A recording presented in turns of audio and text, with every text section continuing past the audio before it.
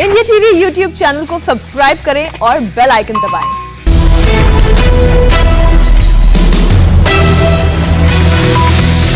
नमस्कार, मैं हुसैन रिजवी। सुबह 9 बजे की 9 बड़ी खबरों में आज हम आपको दिखाएंगे ओलंपिक से आज सुबह सुबह भारत के लिए क्या 4 गुड न्यूज आई है।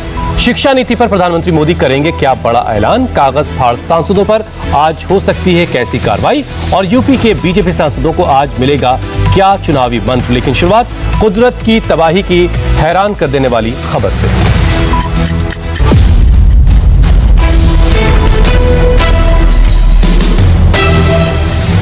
जम्मू कश्मीर और हिमाचल प्रदेश पर कुदरत का कहर टूटा है। जम्मू कश्मीर के किश्तवाड़ अमरनाथ गुफा के साथ साथ हिमाचल प्रदेश के लाहौल स्पीति में बादल फटने से भारी तबाही हुई है। अब तक की खबरों के मुताबिक किश्तवाड़ और लाहौल स्पीति में बादल फटने की वजह से 14 लोगों की जानें गई हैं, जबकि 40 से ज्यादा लोग लापता हैं। चिंता की बात यह भी है कि मौसम विभाग ने जम्मू कश्मीर में अगले 48 घंटे के लिए भारी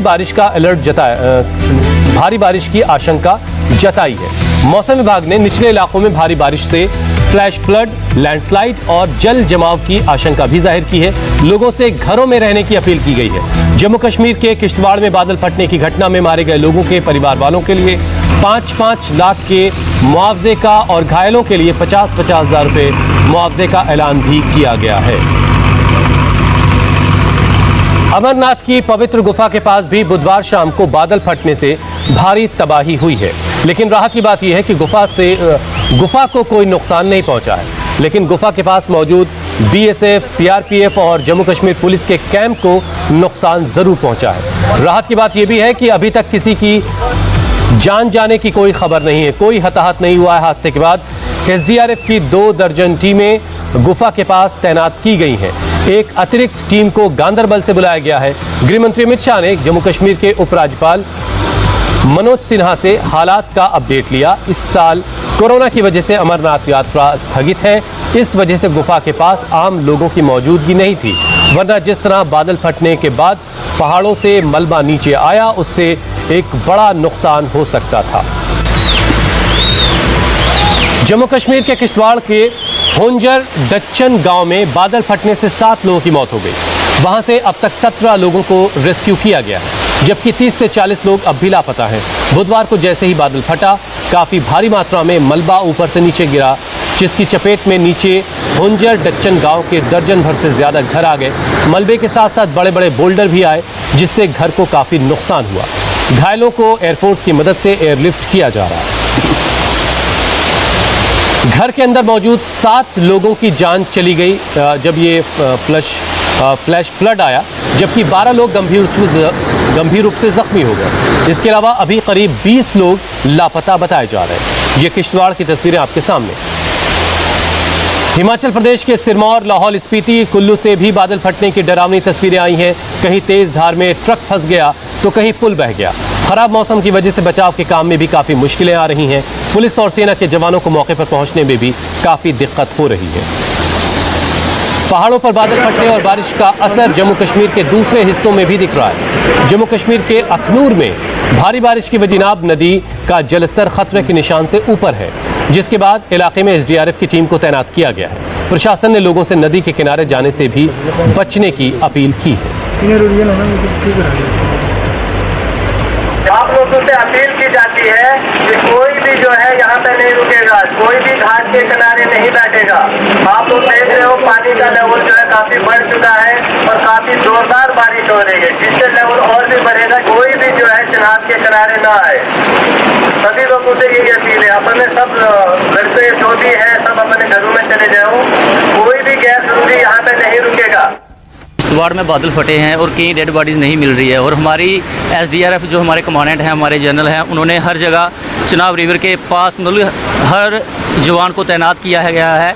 और ये एहतियात दी गई है कि कोई भी चिनाब दरिया के पास नहीं जाए और सभी को अवेयर करें कि दरिया के पास ना जाएं और ऐसी कोई भी कैजुअल्टी होने से किसी को बचा पाएँ। 28-29 के करीब जो लापता हैं, तो उन्हीं को हमारी पूरी कोशिश है उन्हीं को ढूंढने की। जम्मू कश्मीर के राजौरी में भी भारी बारिश से बड़ी तबाही हुई है। राजौरी में फ्लैश फ्लड की वजह से सड़कें टूट गई हैं और एक फुट ब्रिज भी पानी में बह गया, जिससे लोगों को अब काफी परेशानी हो रही है। रियासी में चिनाब का जलस्तर बढ़ जाने से कई गांवों में सैलाब का खतरा बढ़ गया है और लोग इस खौफनाक पानी को देख करके दहशत में। हमारे संवाददाता मंजूर मीर से और अपडेट लेते हैं। मंजूर, अगले 48 घंटे भी जम्मू कश्मीर के लिए काफी मुश्किल भरे बताए जा रहे हैं, क्या अपडेट मिल रहा है और जो लोग लापता हैं उनके बारे में क्या खबर है? बिल्कुल हुसैन, मेडिकल डिपार्टमेंट की तरफ से एक अलर्ट जारी किया गया है कि अगले 48 घंटे तक पूरे जम्मू कश्मीर में बारिशों का सिलसिला जारी रह सकता है। लैंडस्लाइड के साथ साथ फ्लड्स जो है वो ऊपरी इलाके जो है कश्मीर के वहां पर देखे जा सकते हैं और खासकर जो दरियाओं के आसपास में लोग रहते हैं या ऊंची पहाड़ियों पर रहते हैं, उन्हें अगले 48 घंटे तक सतर्क रहने की सलाह दी गई है। आपको बता दें कि किश्तवाड़ में कल जो है बादल फटने से एक बहुत बड़ी दुखद खबर सामने आई थी, जिसमें 17 लोगों के तो अभी तक जो है रेस्क्यू किया गया है।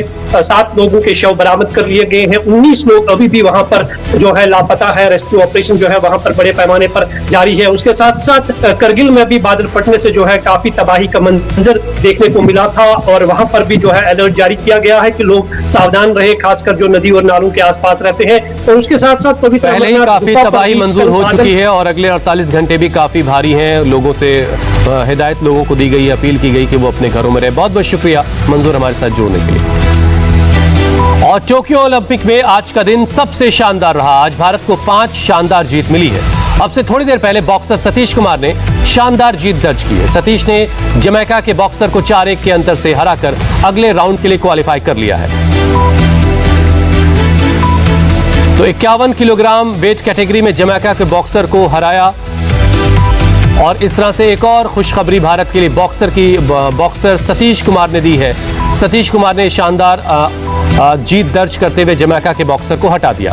इससे पहले भारत ने तीरंदाजी और बैडमिंटन के साथ हॉकी में भी कामयाबी के झंडे गाड़े। देश को पहले खुशी बैडमिंटन स्टार पीवी सिंधु ने दी। लगातार तीसरी जीत के साथ सिंधु विमेन सिंगल बैडमिंटन मुकाबले के क्वार्टर फाइनल में पहुंच गई हैं। सिंधु ने राउंड 16 के मुकाबले में डेनमार्क की खिलाड़ी को 21-15, 21-13 से हरा दिया।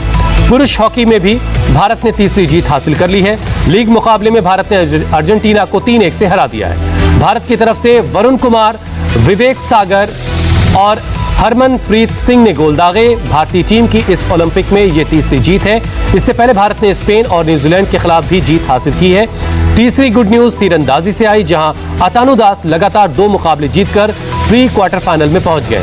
अतानु ने पहले मैच में चीनी ताइपे के खिलाड़ी को हराकर पहले तो आखिरी 16 में जगह बनाई, उसके बाद दूसरे मैच में कोरियाई खिलाड़ी को हराकर प्री क्वार्टर फाइनल में पहुंच गए।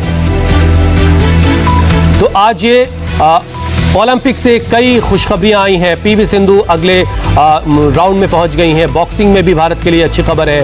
तीरंदाजी से भी भारत के लिए, बैडमिंटन में पीवी सिंधु ने शानदार जीत आज हासिल की है। वो अगले राउंड में पहुंच गई हैं। क्वार्टर फाइनल में सिंधु अब पहुंच चुकी हैं। सतीश कुमार ने बॉक्सिंग में अपने प्रतिद्वंदी को हरा दिया। भारत ने अर्जेंटीना को हॉकी के मुकाबले में 3-1 से हरा दिया है और ये तीसरी जीत है। पुरुष हॉकी की ये भारतीय टीम की तीसरी जीत है ओलंपिक में। वरुण, विवेक और हरमनप्रीत ने भारतीय टीम की तरफ से गोल दागे। पहले स्पेन और न्यूजीलैंड को भारतीय टीम ओलंपिक में हरा चुकी है। तीरंदाजी में अतानु का शानदार प्रदर्शन जारी है। उन्होंने भी अगले राउंड में जगह बना ली है। इस वक्त की बड़ी खबर आपको बता दें, पंजाब कांग्रेस अध्यक्ष पद पर ताजपोशी के बाद नवजोत सिंह सिद्धू आज पहली बार सोनिया गांधी से मुलाकात करने दिल्ली पहुंच रहे हैं। सिद्धू दिल्ली में सोनिया गांधी के साथ साथ राहुल गांधी और प्रियंका गांधी से भी मुलाकात कर सकते हैं। कांग्रेस में कलह के बीच सिद्धू को दिल्ली दौरा काफी अहम माना जा रहा है। हमारे संवाददाता पुनीत परिंजा इस पर और ज्यादा अपडेट के साथ हमारे साथ जुड़ रहे हैं। पुनीत, आज के इस दौरे का, आज की इस मुलाकात का क्या एजेंडा हो सकता है? कुछ खबर मिल पाई है आपको? देखिए, जाहिर तौर पर जिस तरह से कि लगातार पीछे विवाद रहा, उसके बाद ताजपोशी हुई है नवजोत सिंह सिद्धू की, और आज वो हो सकता है कि कांग्रेस अध्यक्ष सोनिया गांधी, राहुल गांधी और प्रियंका गांधी से आज मुलाकात कर सकते हैं, आलाकमान के साथ मुलाकात कर सकते हैं। और कल जिस तरह से उन्होंने जो कैप्टन अमरिंदर सिंह से मुलाकात करके जो 18 सूत्रीय एजेंडा जो था वो उनको दिया था, और उसके बाद कैप्टन अमरिंदर सिंह ने उनको जवाब भी दिया था कि हम इस पर काम कर रहे हैं, और उसी सभी की पंजाब के अंदर जो संगठन पर विस्तार होना है, इन तमाम मुद्दों को लेकर आज वो मुलाकात करेंगे कि किस तरह से संगठन का विस्तार किया जाए। क्योंकि 2020 में सोनिया गांधी ने पंजाब की सभी कांग्रेस इकाइयां जो थी वो भंग करने का आदेश जारी किया था।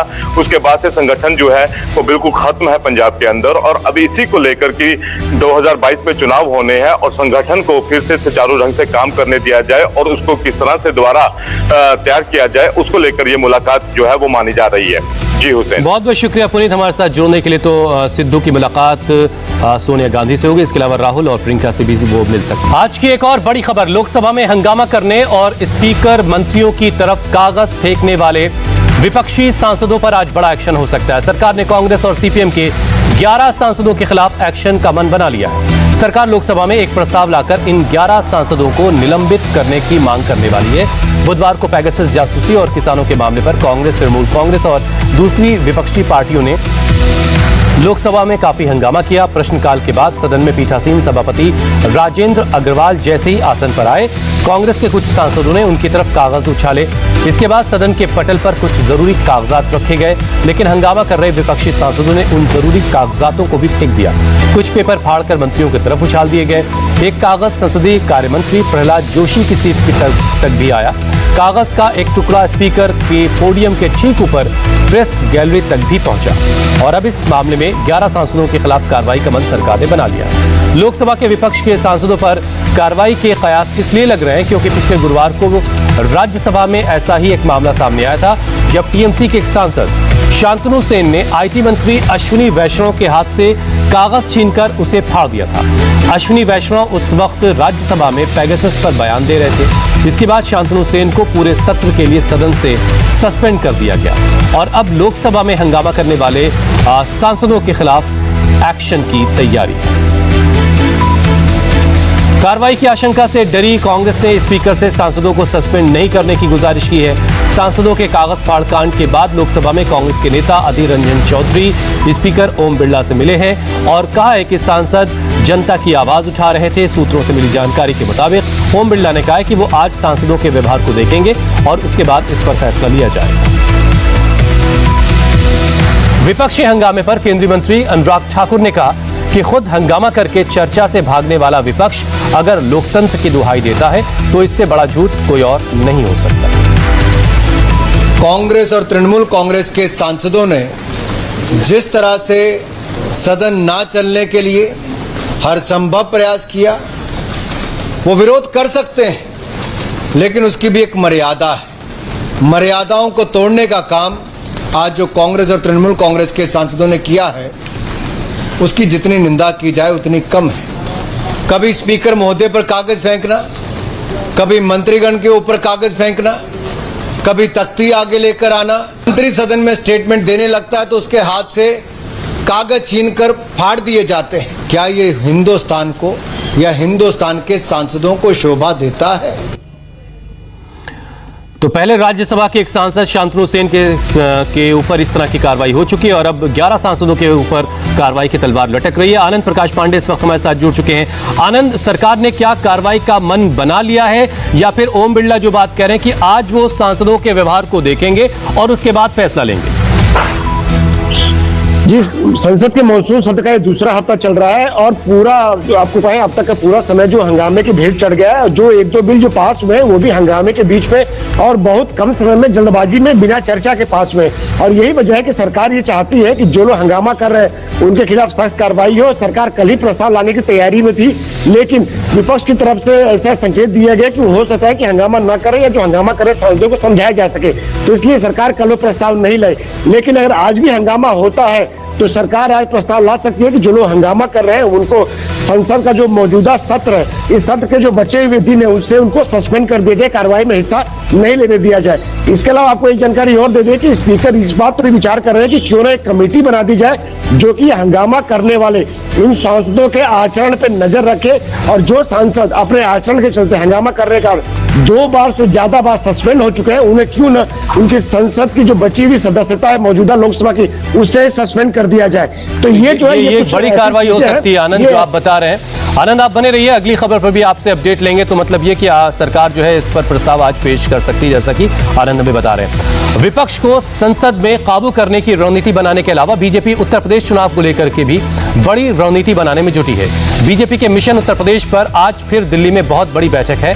ये मीटिंग 2022 के विधानसभा चुनाव की तैयारी के सिलसिले में होने जा रही है, जिसमें बीजेपी के टॉप लीडर यूपी के 84 सांसदों के साथ मीटिंग कर रहे हैं। इस बैठक में ये एक बैठक कल भी हुई थी और आज इसका दूसरा दिन है। इस मीटिंग में खुद सीएम योगी अपनी सरकार का प्रेजेंटेशन दे रहे हैं और बीजेपी के राष्ट्रीय अध्यक्ष भी इस बैठक में शामिल हैं।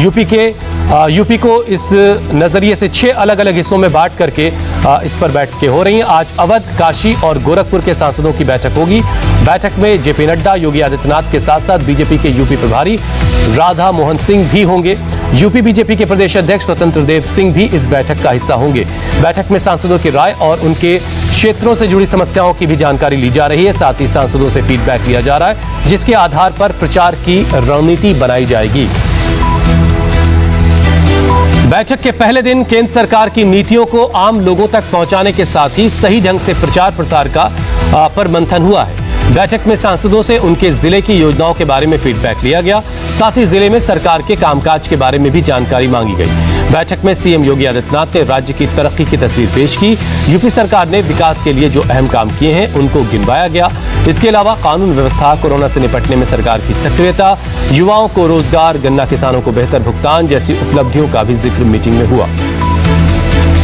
दिल्ली में चल रही यूपी बीजेपी की सांसदों की बैठक में पहले दिन योगी आदित्यनाथ ने अपनी सरकार की उपलब्धियों को बताया। सीएम योगी ने बताया कि कैसे उनकी सरकार ने सूबे में कानून व्यवस्था के लिए काम किया। इसके अलावा कोरोना से निपटने में सरकार किस तरह से काम करती रही, युवाओं को रोजगार के मुद्दे पर उनकी सरकार ने क्या क्या किया है। किसानों की बातों को योगी ने प्रमुखता से रखते हुए कहा कि पहले की तुलना में गन्ना किसानों को बेहतर तरीके से भुगतान किया जा रहा है। हमारे सहयोगी विशाल प्रताप सिंह इस पर और ज्यादा बातचीत के लिए हमारे साथ जुड़ चुके हैं। विशाल, जिन सांसदों ने कल की बैठक में हिस्सा लिया था उनमें से किसी की आपकी बातचीत हो सकी है?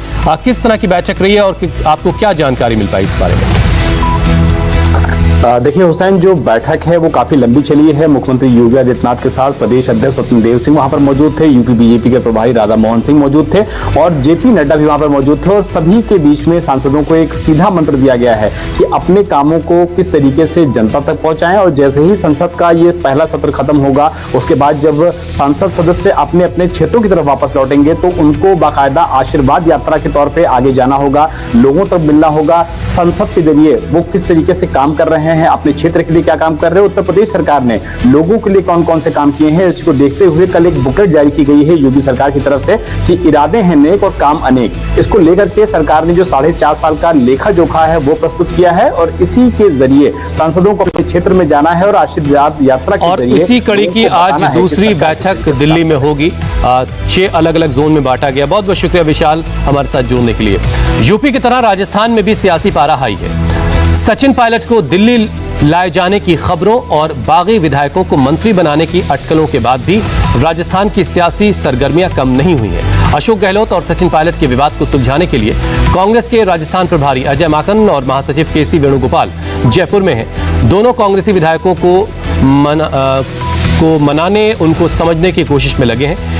एक एक करके सभी 118 कांग्रेस के विधायकों को मिलने के लिए बुलाया जा रहा है और उनसे सरकार को लेकर संगठन तक के बारे में बहुत सारी बातें हो रही हैं, सवाल पूछे जा रहे हैं। कल जयपुर, झुंझुनू, सीकर, अलवर, बारा, दौसा, करौली, सवाई माधोपुर, भरतपुर, बूंदी, कोटा और धौलपुर के विधायकों को बुलाया गया था।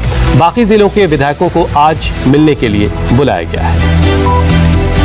सूत्रों से मिली जानकारी के मुताबिक विधायकों से की जा रही इस पूछताछ में खासतौर से 5 सवाल पूछे जा रहे हैं। ये सवाल है, अगला चुनाव जीतने के लिए क्या किया जाए, क्या क्या करना होगा, क्या गहलोत सरकार अच्छा काम कर रही है। तीसरा सवाल है, कैबिनेट मंत्रियों का कामकाज आपको कैसा लग रहा है। चौथा सवाल, क्या आपके क्षेत्र में आपके सभी काम हो रहे हैं? पांचवा सवाल, अपने क्षेत्र में जिला अध्यक्ष किसे आप बनाना चाहेंगे? ये 5 सवाल आमतौर से पूछे जा रहे हैं। हमारे सहयोगी मनीष भट्टाचार्य इस पर और ज्यादा अपडेट के साथ हमारे साथ जुड़ चुके हैं। मनीष, कल भी विधायकों को बुलाया गया था, विधायकों से मुलाकात का सिलसिला आज भी जारी रहने वाला है। क्या ये कवायद जो गहलोत और पायलट के बीच जो एक विवाद है उसको निपटाने में, उसको सुलझाने में भी मददगार होगी? देखिए, बिल्कुल ये जो फॉर्मूला आला कमान ने तय किया है उसके मुताबिक एक 7 सवालों का एक प्रोफार्मा भेजा है। उस सवालों में साफ है कि गहलोत सरकार का कामकाज कैसा है, गहलोत सरकार कैसी चल रही है, क्या विधायकों की सुनी जा रही है या नहीं, या फिर उनके क्षेत्र में काम हो रहे हैं कि नहीं। लगभग 125 विधायकों से बातचीत होगी और इस रिपोर्ट को आला कमान तक पेश किया जाएगा। और उसी के बाद ये माना जा रहा है कि मंत्रिमंडल विस्तार में कई पुराने मंत्रियों की छुट्टी होगी, कई नयों को तरजीह मिलेगी। कुल मिलाकर पार्टी में जो असंतोष फैला हुआ है, जो वाद विवाद चल रहा है, उसको दूर करने की आलाकमान ने कोशिश की है। लेकिन अब इसको कितने सही तरीके से अमल आलाकमान कर सकती है और पायलट और गहलोत के बीच में इससे वाकई में हल निकलेगा कि नहीं, ये तो रिपोर्ट देने के बाद ही पता लगेगा। बहुत बहुत शुक्रिया मनीष। आज की एक और बड़ी खबर आपको बताते हैं। शिक्षा नीति को लेकर आज प्रधानमंत्री मोदी बड़ा ऐलान कर सकते हैं। प्रधानमंत्री की महत्वाकांक्षी नीतियों में से एक राष्ट्रीय शिक्षा नीति का आज 1 साल पूरा हो रहा है। इस मौके पर प्रधानमंत्री मोदी देश भर में शिक्षा के क्षेत्र से जुड़े लोगों को संबोधित करेंगे और इस दौरान कोई बड़ा ऐलान भी वो कर सकते हैं। शाम 4:30 बजे होने वाले पीएम के इस एड्रेस में शिक्षक, छात्र और अभिभावक शामिल होंगे। आज प्रधानमंत्री बताएंगे कि नई शिक्षा नीति के बाद पिछले 1 साल में अभी तक क्या प्रोग्रेस हुई है और आगे सरकार की क्या योजना है। तो राष्ट्रीय शिक्षा नीति को 1 साल पूरे हो रहे हैं और इस मौके पर प्रधानमंत्री आज 4:30 बजे शिक्षकों से, पेरेंट्स से और छात्रों से संबोधित करेंगे और क्या प्रोग्रेस हुई है इस राष्ट्रीय शिक्षा नीति के आने के बाद और आगे क्या क्या सरकार की योजना है, इसके बारे में आज प्रधानमंत्री बात करेंगे।